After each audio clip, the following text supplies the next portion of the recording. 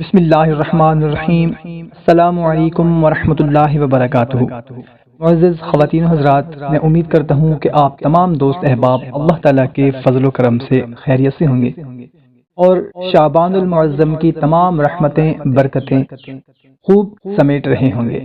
بھائیوں اور بہنوں، بہت سے لوگ کمنٹ کرتے ہیں کہ بچوں کے رشتے نہیں ہو پا رہے، کمنٹ کرتے ہیں کہ قرض بہت چڑھ گیا ہے، بیماری نے گھر کر لیا ہے، بے روزگار ہیں، رزق کی کمی ہے، رزق میں برکت نہیں ہے، کاروبار بند ہو گیا ہے، اپنا مکان نہیں ہے، جہاں پر شادی کرنا چاہتے ہیں وہاں پر بہت سے مسائل پیدا ہو رہے ہیں، رکاوٹیں آ رہی ہیں۔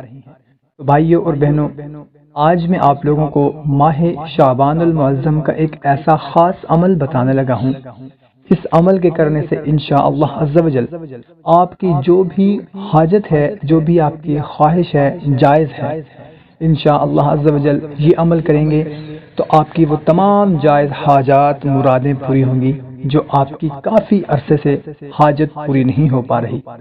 بھائیوں اور بہنوں، یہ موقع ہے، ہمیں اللہ تعالیٰ نے ایک بار پھر شعبان المعظم کا بابرکت مہینہ دیکھنا نصیب فرمایا ہے، تو ہماری جو بھی حاجات ہیں، جو بھی مرادیں ہیں، اپنے رب سے مانگ لیں، یہی موقع ہے۔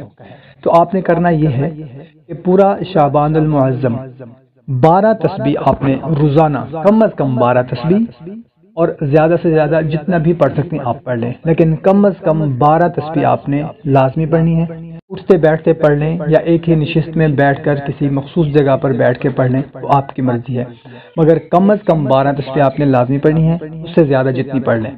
تسبیح کون سی پڑھنی ہے؟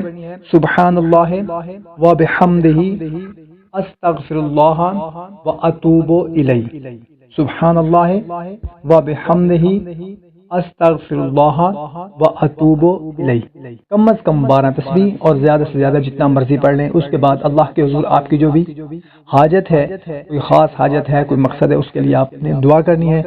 انشاءاللہ عز و جل آپ دیکھیں گے کہ بہت ہی جلد آپ کی جو بھی پریشانی ہے، جو بھی مراد ہے، جو بھی خواہش ہے، اس کے لیے انشاءاللہ تعالیٰ کوئی نہ کوئی سبب پیدا ہو جائے گا۔ کوشش کریں اس کو اپنے دوستوں رشتہ داروں کے ساتھ بھی لازمی شیئر کریں تاکہ ان کو بھی فائدہ ہو سکے۔ ہمیں دیں اجازت، ملتے ہیں ایک نئی ویڈیو میں، اپنا خیال رکھنا، اللہ حافظ۔